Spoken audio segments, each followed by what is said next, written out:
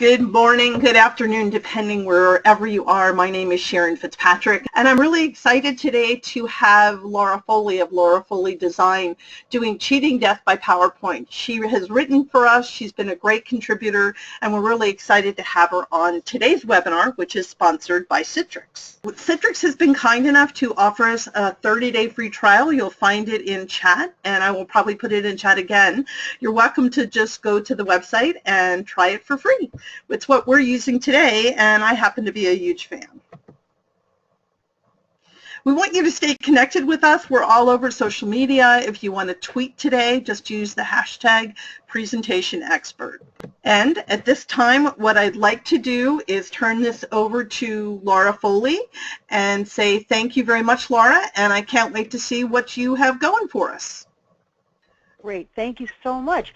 Welcome, everybody. I'm so glad that you're here today with me to learn about some visual techniques and designs that you can use to make slides communicate a lot better in PowerPoint. From Sharon's introduction, I know that you come from all varied backgrounds and all over the world, so I hope that I have something that you will be able to take away with and take to your own positions, your own jobs, your own presentations, and be able to use. I'm going to teach you to help to be better communicators. So, oh my God, I love PowerPoint, said nobody ever. Now, I have yet to meet someone who is really in love with using PowerPoint, and that's really interesting because PowerPoint is very widely used. In fact, it is the single most used software in the world. I mean, not software, presentation software in the world. But people tend to use PowerPoint because, do they want to use PowerPoint or do they have to use PowerPoint? Well, what I've been noticing is usually the case is that people are using PowerPoint because they have to. It is everywhere. It is the world's most popular presentation software. And for that reason, because it is so popular, because everybody has it, because it's installed on Windows computers all over the place, just about everyone in business or academia already knows how to use PowerPoint. But not everybody uses it well.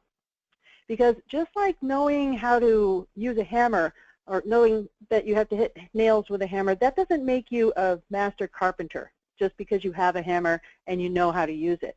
In the same way, knowing how to use PowerPoint doesn't make you a presentation design expert. But that changes today. Because during this webinar, I am going to teach you 5 top tips for using PowerPoint well. And the good news is that these tips are easy to remember and to use every day when you're working in PowerPoint. You don't have to be a graphic designer or a marketing expert to create great PowerPoint presentations. These are learnable skills, and they're easy to learn, and you can start using them right away. Today, you're going to learn how to redesign slides to make them better in every way, not only just the way that they look, but easier to understand and easier to communicate your messages. We'll focus on 4 main points that will come up again and again when I show you the slide makeovers. And they are to think like the audience. It's not always easy to separate yourself from your content, but it is important to realize that the people you're presenting to don't necessarily share your experience with your topic. In fact, they usually come to you to learn what you know about that topic. So keep the audience's experience in mind when you're working on your slide. Be clear, be concise, and be informative.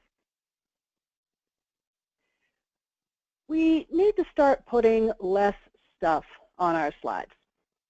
Now, nobody comes to your presentation to read slides off of a screen. They're at your presentation to listen and to learn from you. So you have to learn a way to get your message across in fewer words, using more pictures. A great way to make your ideas easier to understand is to use pictures. Now, we've all heard that a picture is worth 1,000 words, about 1 million billion times. But it really is true. Pictures do communicate in ways that words and written words and speech do not.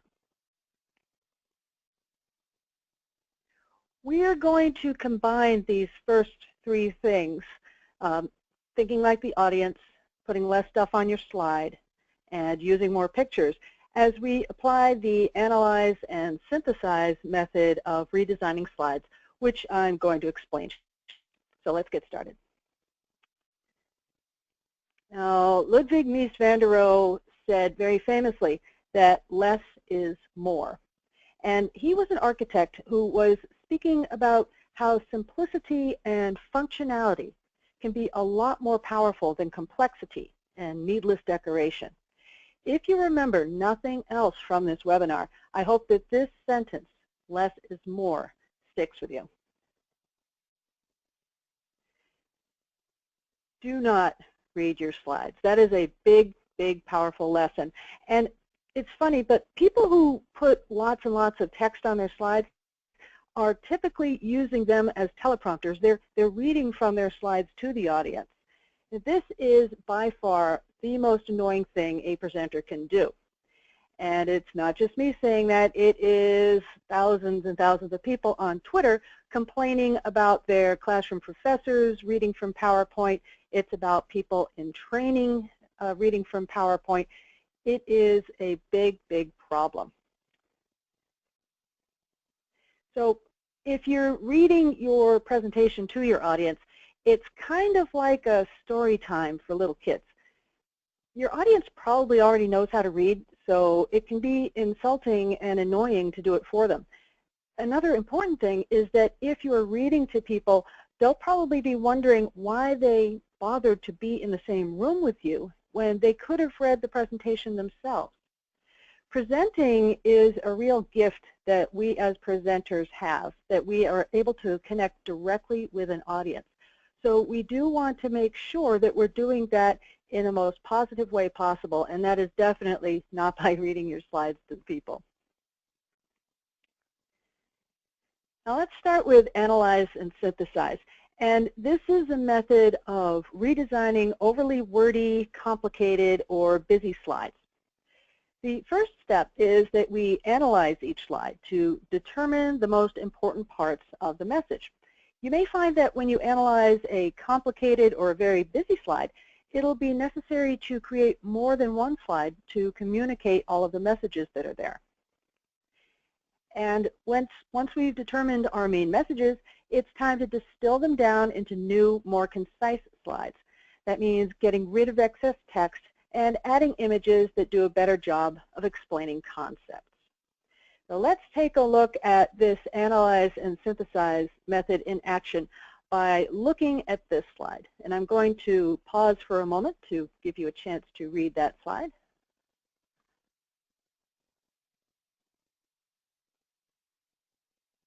Okay, that's enough reading. The problem with this slide, and there are many, let's start with the words first. There are just too many words on this slide. And if you ask people to read the slide, it is distracting them from you, the presenter. You risk alienating people by zipping through this slide too quickly and not giving them a chance to catch up to the reading, or you alienate them by waiting too long, and the fast readers start to think, well, I'm already done. Why am I sitting around watching this slide?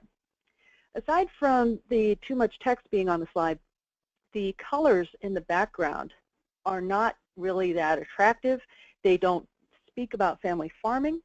And the image, while I applaud the idea of using an image, it is really, really tiny and very hard to make out.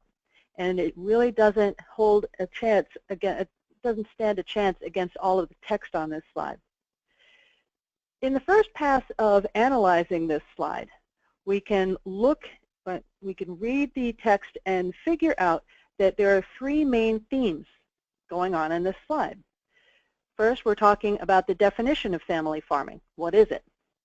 Then we're talking about what it used to be in the past, and then we're talking about what it is now. So there are three main themes. That means we can break this down into 3 slides. Let's focus first on the definition of family farming. Now in this case, all of the text that's there is really helpful because it is helping me to figure out what kind of pictures to put on the slides. Now when you are dealing with a slide like this that is overly wordy and you are doing this analysis, you will end up with a slide at the finished slide that only has maybe a sentence or a couple of words on it. But all of the text does not go away. That goes into the speaker notes. And the speaker notes will help the speaker to practice the presentation and be able to touch on the subjects that he wants to. And here is the redesign slide. We have a large version of that tiny little photograph, and we offer the definition, the family farm, the economic base of much of human history.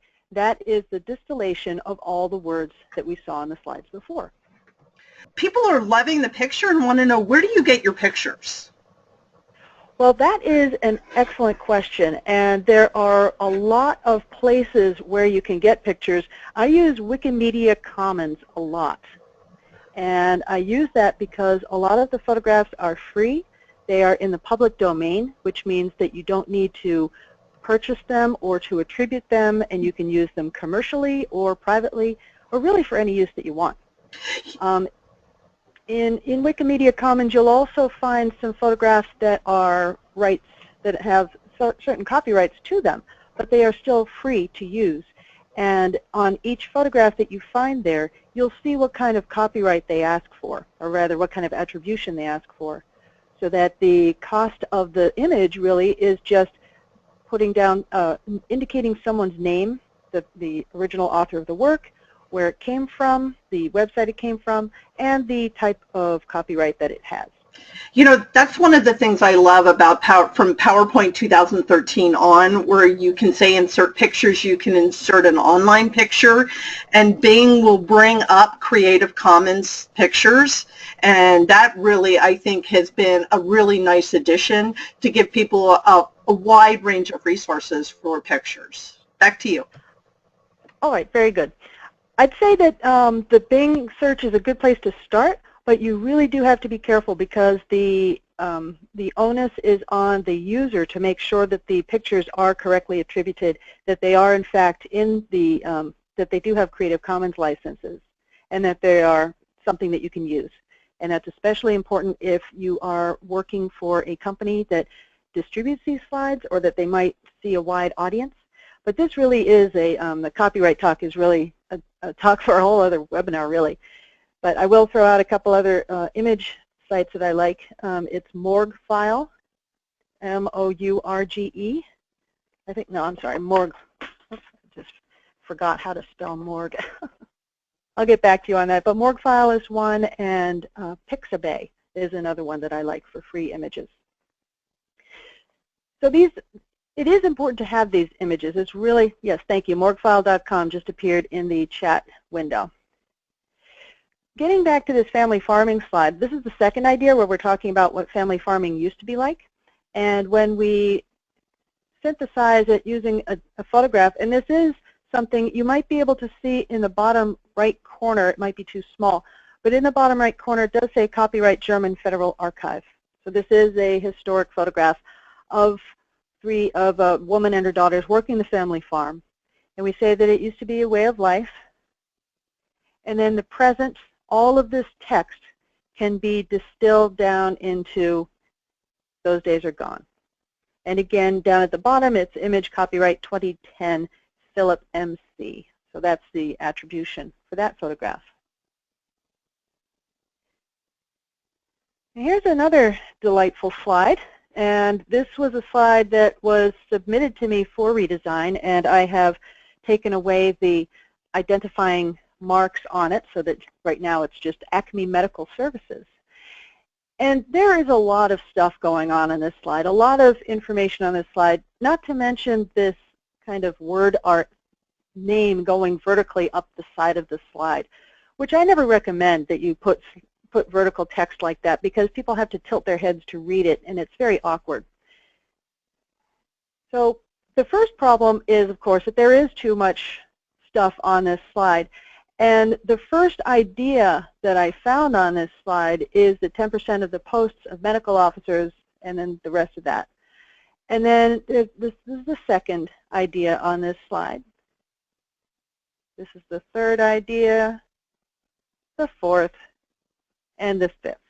So it's not important for the purposes of this webinar right now for you to read all of those things, but I have done that and I have figured out that there are 5 separate things that are going on in this slide. For the redesign, I introduce a picture of a physician that might be in this organization, and I have put the heading, the title across the top, and the title stays the same on all of the redesigned slides. I'm pulling out each idea one at a time on these slides so that people can get a glance at it and understand what they're talking about. Now, in a situation like this where it might be a briefing, they're trying to give a lot of information to people, no doubt they will have other resources to look at. They might be given a website to go to. They might be given handouts. So you don't need to go into a great deal of detail on the slides. It's enough to pull out these different things, different items on the slide, and I'll go through these fairly quickly, but these are the basic ideas on the slide. The people will probably need to have some kind of supplemental resources for them to refer to, and that could be, as I mentioned, in the form of a handout, or it can be in the form of a website that they can go to. Remember, a lot of times these presentations are just to introduce ideas to the audience. They're not for the people to memorize and study and know exactly what was talked about. They need to get the idea of this is where these ideas are present, and here's where you can go for further information. Now, one thing you might have noticed is that when you analyze and synthesize slides, you increase the number of slides in your presentation. We started off with the family farming slide with 1 slide that went into 3. The medical slide started at 1 and it went into 5. But I would argue that the number of slides in your presentations really isn't that important. And this is an argument that I make to my clients, and when I explain it to them, they come to understand that it's true. And the reason is, think about a movie, any movie you've seen. I don't think anybody in the world talks about how many frames per second goes into a minute of this movie or that movie. It really isn't important because it's the experience of seeing the movie that's important, not the number of frames that go into it.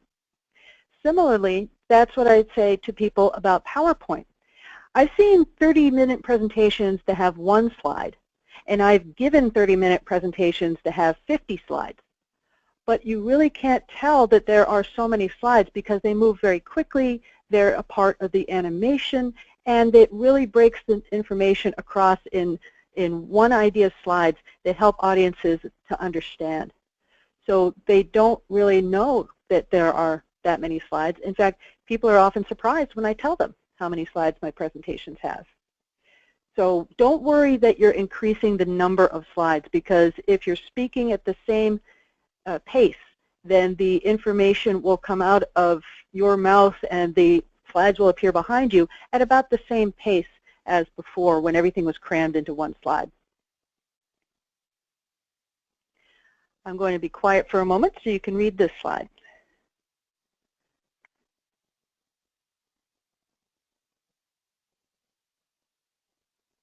Now, many times people will overly describe things that are much better communicated with just a simple picture.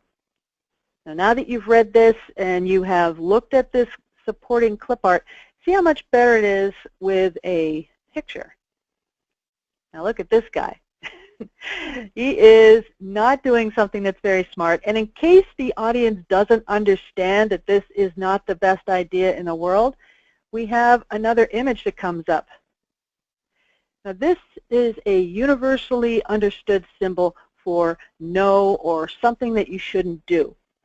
And that can be as important drawing on symbols as the photographs that you use.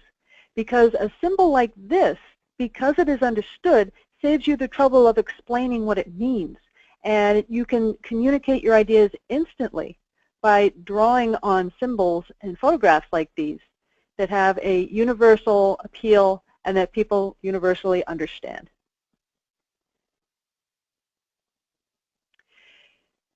This is a slide that is from a student, and he was doing a report about the famous people of Mali. Now for this makeover, I'm going to cut the student a little bit of slack because this is a young student, and I'm going to not take out all of the words that he's put in, but I am going to take I'm going to split this slide into two because this slide is speaking about two people. But apart from the words, there is a lot going on with this slide. And first, I want to applaud him for using a very interesting set of pictures. But because he is talking about the famous historical figures of Mali, having a photograph of these camels and these riders in modern-day Mali does not really speak to what the words are talking about. In fact, what does speak to what the words are talking about are those tiny little pictures that are covering up the text. You see the first picture of a man on a horse is right in the center of the slide, right below the background picture of the man on the camel, and there's another tiny back picture in the lower right corner. When I was analyzing this slide, I saw that these two pictures are of the people who are described on the slide, and also that they were pretty high resolution and great for use in the slides. So for the redesign, I took away the busy camel background and I made the pictures of the historic figures a lot bigger. I've got the text is a lot bigger, and again, if this were a slide that was being presented by a professional, a teacher, or a presenter, I wouldn't want this much text. But because this is a student slide, I'm allowing a little bit more text to be on this slide. In the background, I still have a pattern, but it's a lot less busy than the photographic background before. And this supports the idea of Mali because the background is, in fact, some fabric that was decorated in Mali, but it is very faded back so that it doesn't compete with the foreground. And for the second slide, because we're talking about two people, it's a similar thing, where you have the historic picture and the text on this rather neutral background. The next slide, I'm not going to cut him much slack because this came from a professional, and this is a slide that would have been, or that was given to people who were just hired as sales reps, and they needed to find out what to do to handle complaints. You can see that there is way too much text on the slide. First, we have the title, Complaint Handling Sales Reps Duties. We've got the first level bullet points of the first 3 bullet points. Then we have a sub-bullet point starting with incident report, and then another level about the document can be completed electronically and so forth. This is an outline. And outlines are great to start with when you're working on your presentations, but there's way too much information in there for the audience to read. Again, in a training situation, the people who you are speaking to would no doubt have either handouts to look at, a website to visit, they might have a person they can contact with any questions that they might have, but they're not going to get all of the information and memorize it by looking at the slides. And that's why you can afford to take out a lot of this information, put it in the speaker notes, and redesign it so that there's a lot less stuff going on. Start off by clarifying the title, how you should handle complaints. You see, I've changed it to how you should handle complaints because we're speaking to the audience of sales reps. So I want the speaker to be able to have a connection with the audience. We've kept the background the same, but we've added a picture of a sales rep, and there he is smiling away. The first thing you should do when you hear a complaint is you should immediately notify your branch manager. And after you've done that, you should review your guidelines and procedures, and then you should complete and file an incident report. Now, the good thing about having animations coming in like this is that the presenter can control when the animation for the next step comes up. So if the class has questions, then the presenter just doesn't click on the mouse until the questions have been answered. all of the information that was on the slide are things that the presenter would know about or that are in the speaker notes so that she could refer to them and learn about them before she gives the presentation. So this control of the timing of information can be very important because depending on what your audience reaction is, they might need to slow down a bit so that you can completely explain yourself to them or clarify concepts. Or they might understand it very quickly, so you need to go through a little quicker. But having this information reveal itself on clicks gives the presenter that control, the control of information. Now, I know that in the audience we had aviation instructor, so hello there, and this type of slide might be familiar to you. And what we are looking at here is an example of not so good color use. I'm not going to pick on the photograph because it's a nice big photograph that's clear, but the colors that are being used here are very confusing. Usually, if you had colors that were similar, such as the red text with a heliport instrument landing and heliport approach lighting, those two items would relate to each other. In a similar way, the two things in yellow would relate to each other. In this case, it just appears as if the person who designed the slide just chose a bunch of different colors that they like, rather than making them mean something. Up on the top where we've got the title, that red on blue creates what they call a vibration. It's a visual, it kind of is a blur, and depending on the monitor or the screen that you're looking at it, it can be very distracting to see those two colors together. And it's taking a lot of attention away from the actual captions on the image because it's in that big dark heading. Now let's see what this is going to look like with some better color choices and maybe a little bit bigger typeface so that you can see really what's going on. And we move the title down to the bottom, and as I mentioned on the other slide, I can control the flow of information like this. I've got my final approach and takeoff area, and I talk a little bit about that. Then with another click, this is revealed, with another click, and so on, and it just goes through and talks about all of these different approaches and the different lighting that's on there. And then at the end, if you want, you can put all of the text back up on the screen so that people can see what's going on in the overall view. But by having it animate in one at a time, you can concentrate on each type of landing in each area of the airport so that you can make sure that your students understand completely what's going on. So, Laura, we have a question about fonts. What are your recommendations, including size? I mean, one of the things that you've got is you can have like 20-point type, 5-point type, 72-point type. What's the best recommendation to make it stand out? Well, I generally don't like to say that you have to do a certain thing because a certain type of font size or a certain color, because then something comes along that blows that rule out of the water. But I will say that I rarely go below 14-point, and that is, 14-point is on the very small end of what I use, and that might be for a chart or rather some kind of an image that requires type in it that you don't necessarily have to read it that well.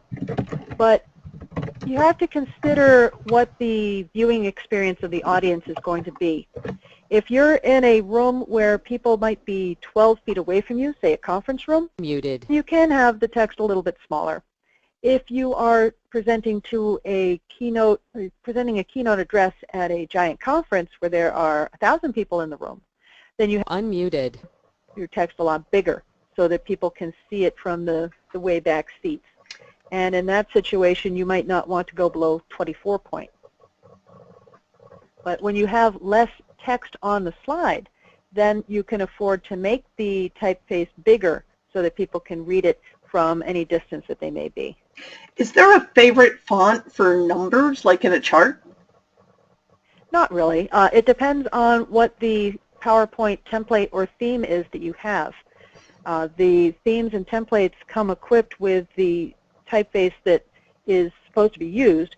So, for instance, if you're working at company XYZ and they have a certain look to their marketing materials, then they will always use, say Arial and, I don't know what, Arial and Times. Let's just go with the two very basic ones. So that every time you work on a presentation, you're always using either Arial or Times in your charts, in your captions, in your text, everything.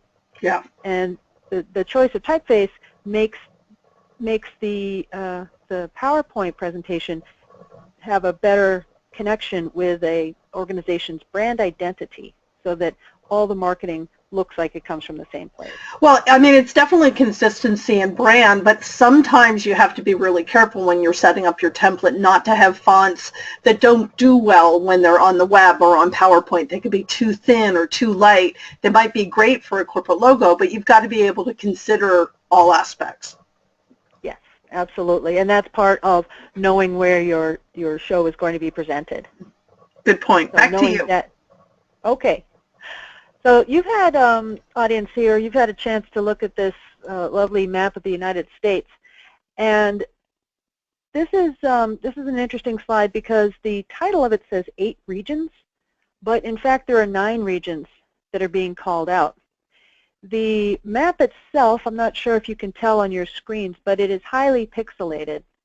The text that's being used for the region names, starting at the left, we've got West, Central, Midwest, etc., that is highly pixelated, as are the names, the initials for the states. And the people's names have been typeset and put in there in PowerPoint. The colors that are chosen are a little strange.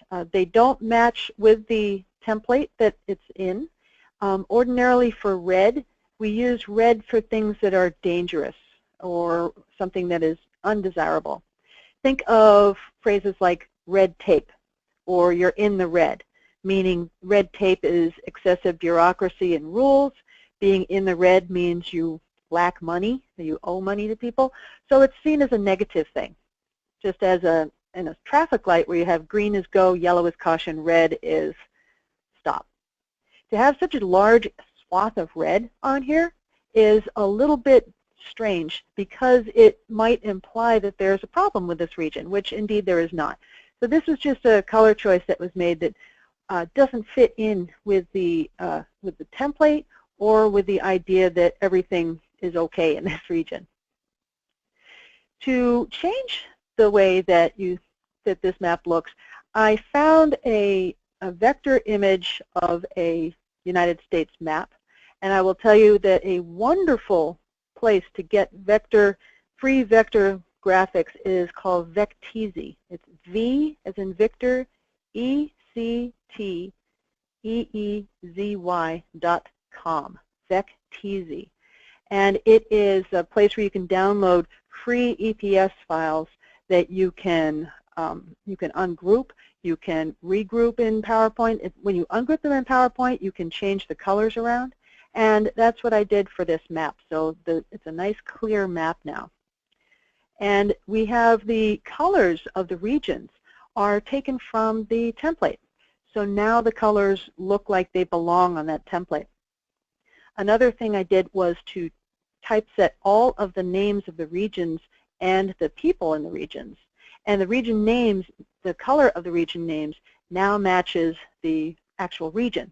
So it's a lot easier to see that the West with the yellow, I'm sorry, with the orange type that says West matches the states that it's over. So it's pairing up the colors with the titles.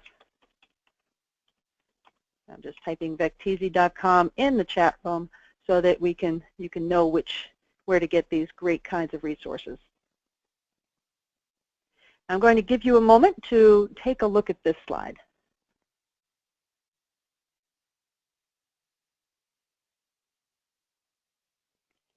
Now, it's not very easy to figure out what's going on because the title is in the leftmost column. The title of this slide is Dashboard Metrics Job Aid. And because it's in the left, it doesn't read as a title. The lines are heavy in some areas, light in other areas. There are very bright colors, and there's a lot of visual information here, and it's all competing for your attention. Everything seems really important because nothing is really called out. But the real problem with this slide, besides the fact that there's a lot of information, is that this is not information that really works for a table. This slide is actually meant to be a guide for a dashboard that you would see on a computer screen. So when you're looking at this slide, everything that's in the middle column where it's Club 700 dashboard with those yellow, red, and green bars, that's what's on the screen. And the text that's on the right is the description of each of these areas on the screen. As I said before, we've got that red, yellow, and green stoplight showing there, where red means something needs attention, yellow is caution, review, and green is meeting goal. Let's see what this redesigned slide would look like. Because we are illustrating what's on the screen, I put the screenshot on a picture of a monitor. And this is a nice visual trick to show people that this is what they would see on a monitor. We've got the dashboard metrics job aid up at the top, so that is the title. Now, all of the text that used to be in the right column is going to come in one at a time on a click. And I've changed the shape of the text box, which you can do very easily in PowerPoint, to a call-out or a word balloon kind of text. And every time I click on the mouse, a new call-out appears, and that's just a fade-in animation and a fade-out when I click off of it. And a green highlighted area appears. So if you look at 3372, you see that it's highlighted there. When I go back, summary is highlighted, and so on. And as I click through, the descriptive text comes up, that area is highlighted so that people can really see what each thing does.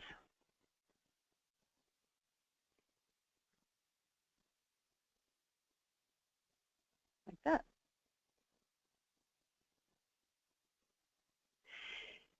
Now here's a slide that was taken from a presentation that an elementary school teacher would present to students. And a couple of things struck me about this slide. The first of which is that the clip art, the style of the clip art looks fairly dated, so it doesn't look very interesting to me. But another thing that I saw when I was analyzing this slide is that the sentences are a little bit inaccurate, and I'll show you what I mean. The first sentence I noticed was, the Constitution says how the government works. Well, realistically, a document doesn't say anything, and it's just a sheet of parchment. Now, this mistake, it is a small and it is kind of a nagging mistake, but it isn't entirely correct the way it's presented. And if you are teaching something, you want to be sure that you are teaching it in the best way possible. And here's another statement, that the Constitution creates the President.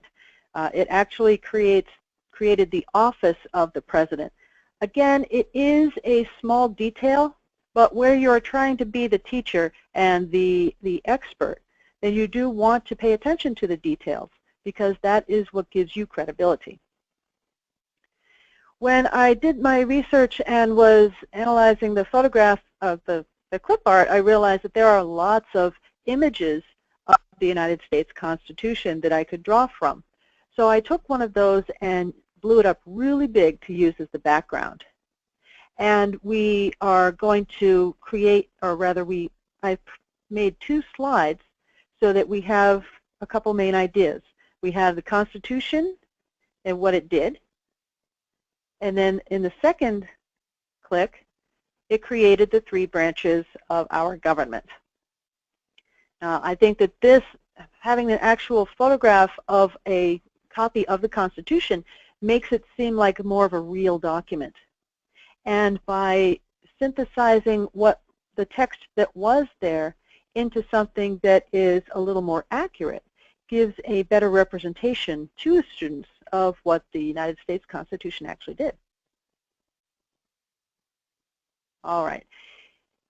Here's another slide that comes from a college level teaching presentation. Again, where you've got this clip art. And the clip art really doesn't help this slide much because it is very distracting. It is something that looks a lot less like college-level coursework and a lot more like a comic book. So you should try to use photographs whenever possible so that it gives your students something real to look at so that they can relate what they're seeing to something that might actually exist in their homes. Again, the one idea per slide idea, we've got two ideas here. Luckily, there's not a lot of text on the slide, so that means we are not going to have to do a lot of work to synthesize some new text for this. And to redesign this slide, I found a picture of some high-quality herbs in a spice market, herbs and spices in a spice market, and then the generic herbs and spices you might find at a convenience store or at a dollar store, really inexpensive, cheap stuff. So you contrast one against the other thing, and that's a nice photographic or visual trick you can do. Compare and contrast, putting two different images next to each other so that people can really see what the differences are. And for the second part of the idea, the second idea of herbs and spices having a shelf life, we've got a picture of each type of herb, and I was able to find this picture in the public domain, and by some amazing set of circumstances, this picture did have the whole herbs, the ground spices, and the whole seeds that was talked about on the first slide. So that really helps to underscore the fact that you do need to label these in order to get the maximum fresh herbs. This Analyze and Synthesize method works great for charts too, because we've all seen charts that have a ton of information going on, and when the presenter is talking about them, the busy slides might not be an accurate representation of the point the person's trying to make. So what I'd like to do now is to show you some examples of some confusing slides and tell you how they can be redesigned to make them less confusing. And this is the original slide, and it's talking about the kinds of media that the population of India would use in 2008. Interestingly, the text that's on the bottom is a description of the graph that's on the top. So that is the first thing that I would get rid of, because if you have a good graph, you don't need to describe how to read it, because the graph will be self-evident. People know how to read them. Another thing going on with this chart is that pie charts are really best used if you are trying to represent percentages of a whole. So say 50% of people, in this case probably more like 75% people use mobile phones, where 12.5 use internet and 12.5 use landlines. If you're not showing the percentages, or rather the portions of percentages that add up to 100, it makes it a little unclear.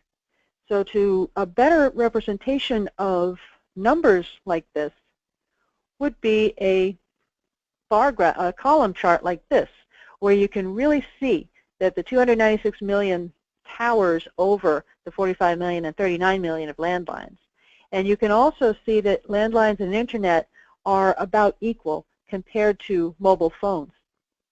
If you wanted to make more of a point of this, you could make the mobile phones column brighter, a different color. You could also add an arrow trend line showing that the number of mobile phones is way higher than the landline and internet numbers. Now here's another kind of a problem with a chart. Now, this is a table that I'm not going to ask you to read everything, but I will show you that this table runs across two slides. We have a continued on there. I think the presenter was hoping that we would read this table and understand that it's all supposed to be one big table, that if she had it all on one slide, the text would be really tiny and not very good for us to read. But because we have all this stuff to read, people are trying to read it while the presenter is speaking. And that can be a real problem because it's distracting. Now, when I was analyzing this slide, I found out that the table was there just to show that the table exists, that such a document exists, that people are looking at quality of care, that there is such a thing as quality of care indicators, and that people need to refer to them. You might find that happens in a presentation of your own or one that you're redesigning, where people are including tables not to show you what the data are, but to show you that the data exists. In this case, I redesigned it so we've got a nice friendly person in there, and she's going through that list of the quality control indicators. And now the slide describes what these indicators do and how they can be used.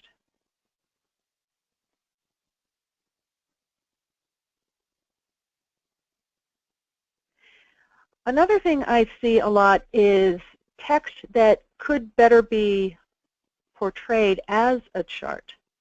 And when I analyze this chart, I see, or rather this slide, I see that it is a list of the top 10 body language, so the title is fine. But the fact that everything is written out makes it very difficult to make comparisons unless you read everything. I know that because we have number 1 is 65 and number 10 is 7, because number 1 is the first in the list, it's bound to be more than 7. But it's very hard to bounce among the different lines to see how one piece of data is different from another and to make comparisons. Now, this is a case where a chart is needed. When I put those numbers into the form of a chart, now we can see very clearly that the biggest problem, the biggest the biggest mistake the interviewees make with their body language is they don't make eye contact. And that's the very top. You can see that the bar extends further out beyond the other data, and it's orange. And it's the same color as the lady's shirt, and that's not a mistake. If the lady were wearing a green shirt, then that bar would be green.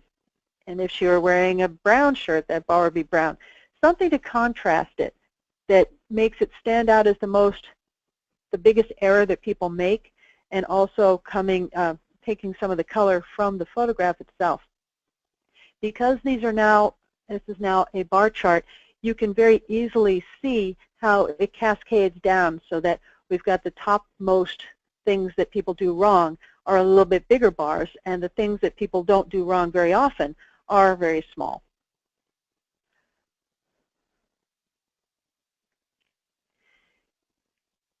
What we've been talking about here, all of the whole reason why we redesign slides is that we're trying to put ourselves into the mindset of the audience. The audience comes to a presentation to learn. They want to learn. They want to learn from a person who is presenting to them. So we need to design slides that will answer questions that they might have and not put in so much information that it is something they can't easily understand, or put in so much technical information that they feel lost. The purpose of the presentation is to bring the audience along on a journey. So you want to be as inviting with your slides as you can so that the audience is understanding what you're talking about and is driven to the goals of your presentation and to come to the conclusions that you're hoping that they will come to as a result of your presentation. The Analyze and Synthesize method of slide redesign helps you to put less stuff on your slides so that people aren't concentrating on reading your slides while they're trying to listen to you, or if you're designing for someone else, that they're trying to listen to your client. The people are there to pay attention to the person who is on stage speaking. The less stuff that's on the slides, the easier it is for them to pay attention to the presenter. We do need to use pictures in our slideshows because pictures help people to understand things very quickly. They also help people to remember things more. And they help people to be able to relate information that they read or that they see to an experience they might already have. So the familiarity of a picture can help you to communicate what you need to in your presentations. All of those things, those three things of thinking like the audience, putting less stuff on your slide, and using pictures is what you're bringing together when you're analyzing your slideshows to come up with a better idea of how to present it. And synthesizing, that is putting together your new ideas with your pictures, your new text together to make slides that really do communicate what you need them to. So we're thinking like the audience, we're putting less stuff on our slides, we're using more pictures, and we are using the Analyze and Synthesize method. And when we do all this, our slides are much cleaner, clearer, and much easier to understand. And Sharon, I can hand it back to you right now. Well, thank you. We have the questions are pouring in. Just want to remind. Oh, good. We want to remind people to just put their questions into the question dashboard, and we will be glad to share it. I have to share with you, there's something funny. We had a couple of quite a conversation going back and forth about the shark picture. And people were saying, you sure it's not partying with the shark or pet with the shark? But they thought that was very, very fun. So we have a question. Where do you find your background and themes for your slides? Well, two ways. I will either design it myself based on what an organization's other marketing materials look like. So I will incorporate the colors that they use in on their websites or in their brochures or other printed marketing materials. I'll use their logo, and I'll try to use as close to the typeface as I can and still stay within what's common for Windows machines. If I don't have something to start with like that, then what I'll do is I open up one of the Microsoft templates that are already in PowerPoint, and I'll make some changes to it so that it more closely resembles the website of the organization I'm working with, or a description of what they want the template to look like. I don't generally use right off-the-shelf templates, because when you do that, there's bound to be someone else who's using the exact same thing. And I try to get something that's unique to someone so that they're not faced with someone else using the exact same look and feel as they are. I think that's a good point. I think sometimes, too, the topic or whatever the content is may also impact a little bit of your theme, or at least the pictures that you choose. And that's sometimes really important to think about as well. Yes. Let's talk about the fact that we have people who are really proud of their presentations. Sometimes they're sensitive about their presentations. But as an expert, especially on cheating death by PowerPoint, you know they have a really ugly presentation. How do you let them know?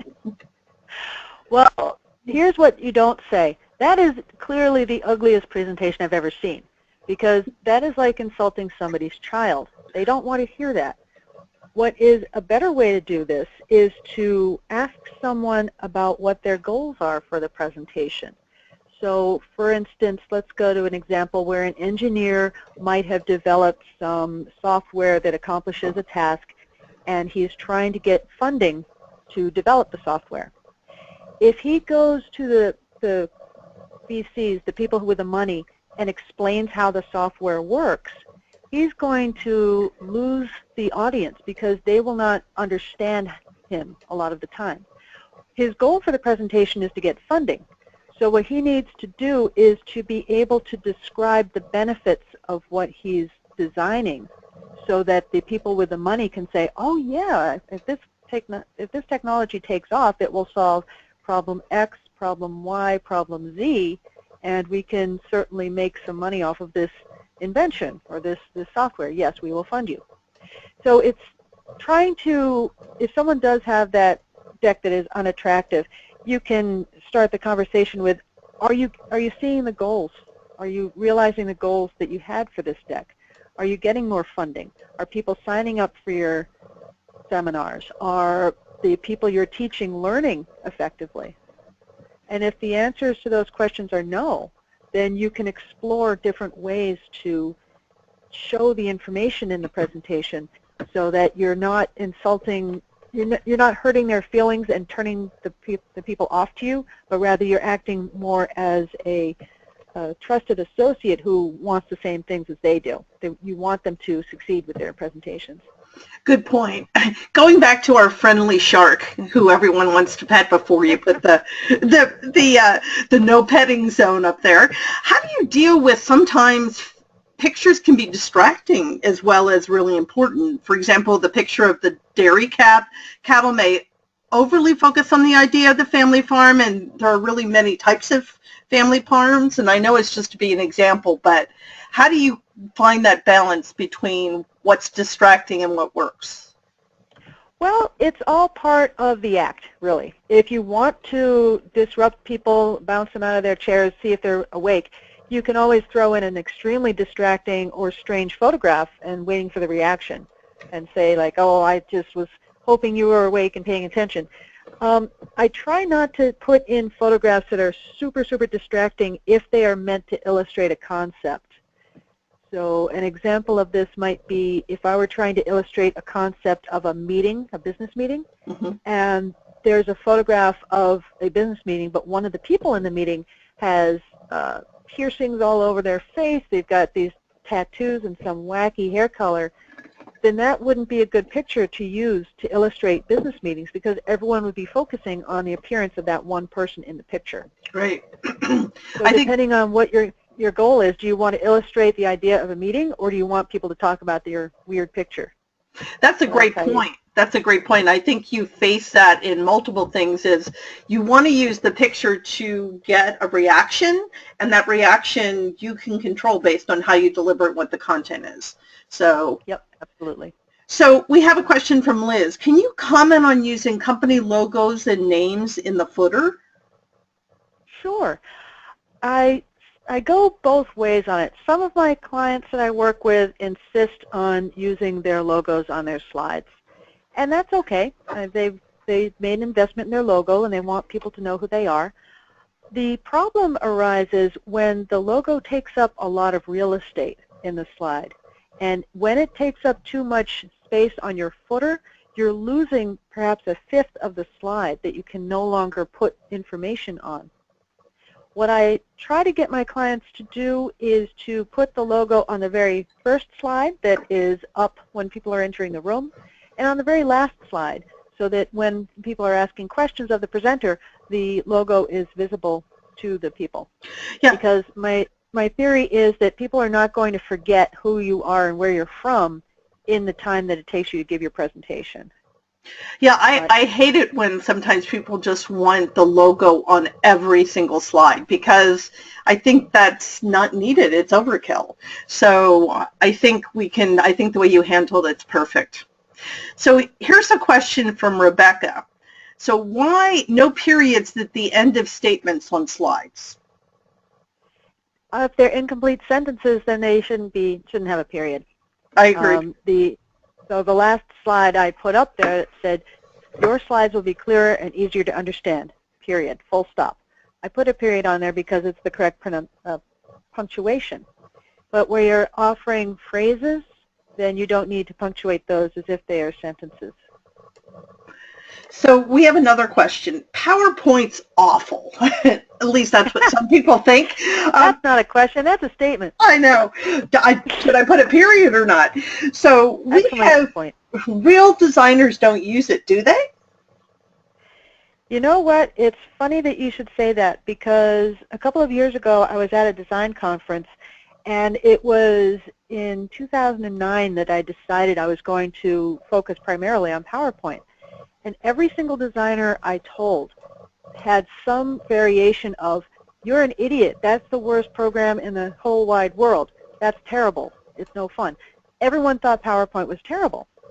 But from a designer's perspective, because all of my designer friends, in other words, my competition, wasn't using it, that was a great opportunity for me to use it for the benefit of the people I work for. Another thing about PowerPoint being awful or PowerPoint being stupid or whatever kind of word you want to use for it, it's just a tool. It's like that hammer that I was talking about. You can use the tool poorly or you can use the tool very well. It's just a matter of learning the different things that you can do and cannot do with PowerPoint that makes it either great for design or not so good for design?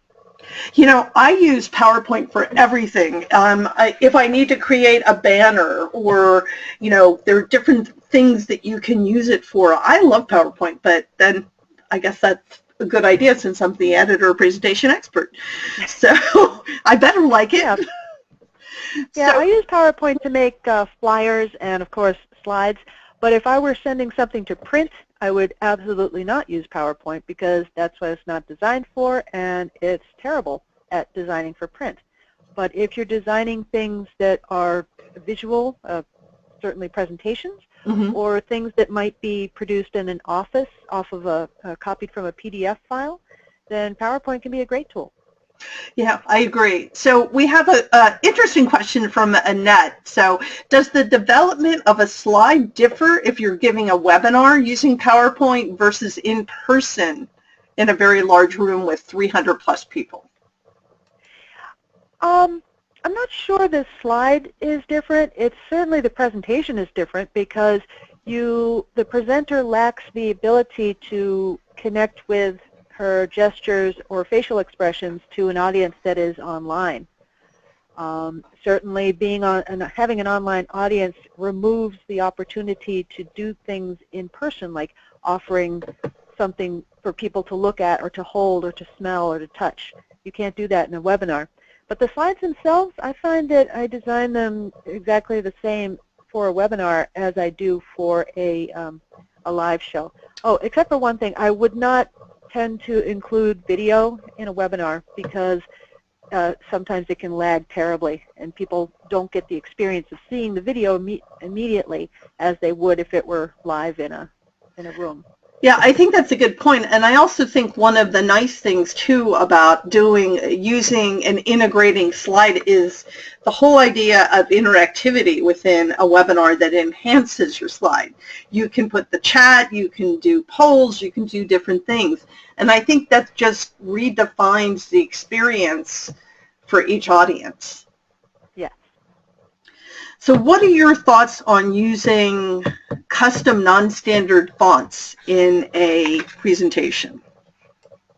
Well, it's interesting that you should ask because I have started doing that for my own presentations. In PowerPoint, you can save a file so that it also contains the typeface that you use. And you can save it so it saves only the typeface that is used, or it can save the entire font. So the difference is if you have a presentation that has the word CAT, C-A-T, in all lower letters, if you save it one way, it will save the C, the A, and the T, and that's it. Pretty small file size. If you save the entire typeface, then it will save C-A-T and all the letters and all the punctuation within the typeface.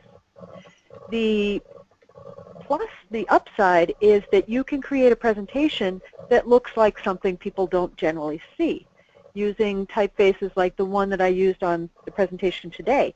That's a non-standard typeface. And there are lots of free typefaces available on Google that you can download for free and use in any way you like. And I embed these into this presentation so that my presentation looks like it comes from me. For presentations that I do for my clients, I always use a Windows standard font.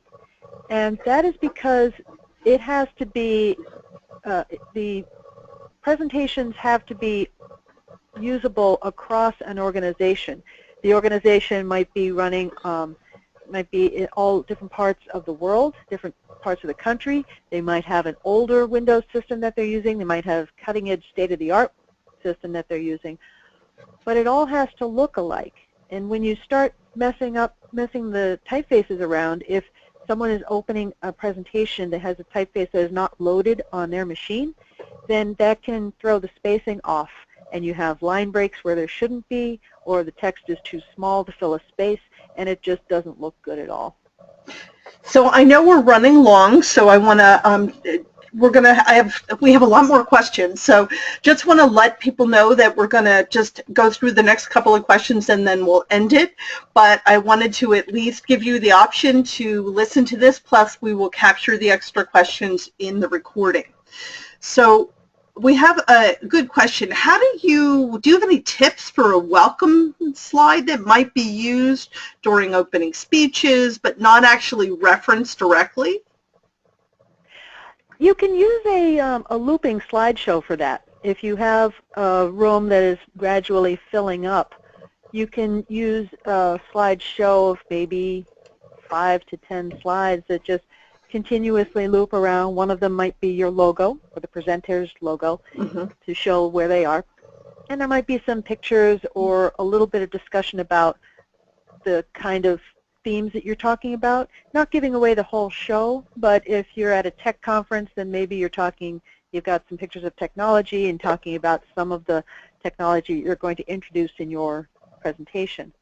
But I always like to include a logo and contact information in this type of a slideshow so that people can get in touch with you either before or preferably after your speech. You can also put in you could just have one single slide up there that does have a nice neutral image in there, or the conference splash screen, whatever that might be, but always having your contact information on there. And that helps the audience to understand that you want to be talked to. You're not some person delivering the sermon from the ivory tower. You're someone who's approachable. And if you even write that on your slides, please contact me with your questions, please live tweet this experience, whatever you want them to do, that gives them the instructions of how to get in touch with you. I think that's good. We have so many questions, so I'm going to just limit it to one more. But we had a lot of questions about color. How do you decide on the color scheme when you have a blank template? That's the toughest thing. That's the thing that takes the longest to get going. But what I try to do is draw on colors that are meaningful to the person I'm designing the template for. It really helps if they have a website that's already up and online, or if they have a logo that's been designed, so that I can take the colors from that website or logo, use those as the base colors for my presentation template, and then come up with other colors that work well with the main colors. And if they don't have colors, there's some interesting color sites, COLOURS.com, where we actually were able to create a branding look and feel and colors by using both, PMS colors as well as RGB colors as well. Yep. So, and that really enabled us to create then a palette that we could use for each one of the PowerPoint, their website, and everything. It worked really well. Another thing you could do is you can take or the client can present a photograph that they have that represents what they like. So maybe a spa might have a picture of a calm beach in the tropics. So you might choose cool blues and aquas and turquoise colors and some beige from the sand, and take the colors from the photograph and use that as your basis for your template. Yeah, that's a good idea. The client that we did this for, they had pictures they wanted to use, but the pictures together didn't work real well. So we were able to find a way to change the color of the picture a little bit to match a better tone for what would look like a good mix of their personality and the content. It worked pretty well.